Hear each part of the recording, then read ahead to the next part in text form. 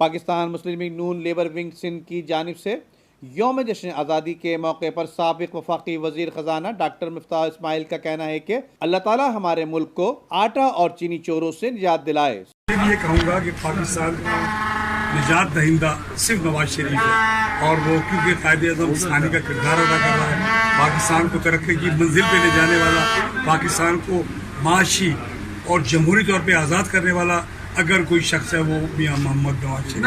جبکہ اس موقع پر labour wing Sindh کے صدر سید منور رضا نے بتایا کہ ہم جشن آزادی کے موقع پر نواز شریف کا شکریہ ادا کرتے ہیں جنہوں نے ملک میں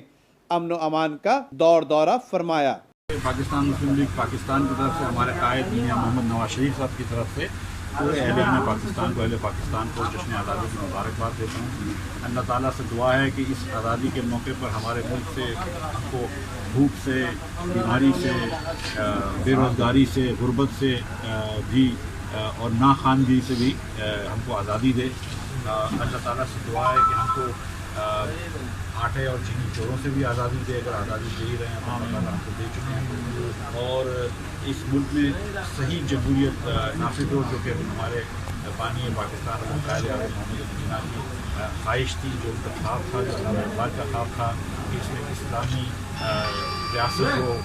فلاحی ریاست قائم ہو، تو وہ اللہ تعالیٰ کی مہربانی سے مسلم لیگ نون کی جدوجہد یہی ہے، نواز شریف کی جدوجہد یہی ہے کہ ہمارے یہاں ایک جمہوری فلاحی ریاست قائم ہو، جہاں پہ تمام طبقات کو اپنے حقوق ہوں، تمام صوبوں کو اپنے حقوق ہوں، تمام شہروں کو اپنے حقوق ہوں، تمام لوگوں کو اپنے حقوق ہوں، اور چاہے اگر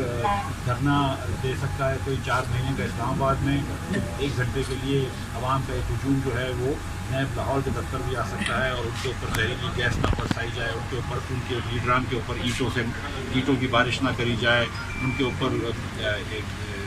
ٹیئر گیس نہ پھینکی جائے، آنسو گیس نہ پھینکی جائے، ان کے اوپر لاٹھی چارج نہ کری جائے۔ جو بردباری، جو تحمل کا مظاہرہ ہم کرتے رہے 126 دن کے دھرنے میں، وہ 126 منٹ بھی نہیں کر سکے عمران خان صاحب، اور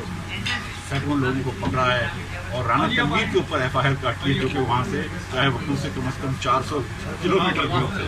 تو میری دعا ہے کہ اللہ تعالیٰ پاکستان کی سیاست کو بھی بہتر کرے، اور حکومت کو جو اس نے پولیٹیکل وکٹمائزیشن کی ایک وہ ٹھانی ہوئی ہے اس سے وہ ہٹے۔ اگر کرنا ہے تو کرے، ہم کو جیلوں میں ڈال دے، پھر ہم اس پہ بھی تیار ہیں، لیکن اگر اس سے آٹا سستا ہو جائے اور چینی سستی ہو جائے تو جیسے کہ ہمارے سب لیڈران کہتے ہیں کہ ٹھیک ہے ہمیں جیل میں ڈال دو، اگر پیٹرول سستا ہو جاتا ہے بجلی سستی ہو جاتی ہے۔ لیکن وقت یہ ہے، سچی بات ہے کہ عمران خان کی اگر حکومت ہے تو اس کو حکومت کرنی چاہیے عوام کی خاطر، اس کو حکومت کرنی چاہیے لوگوں کی خاطر، اس کو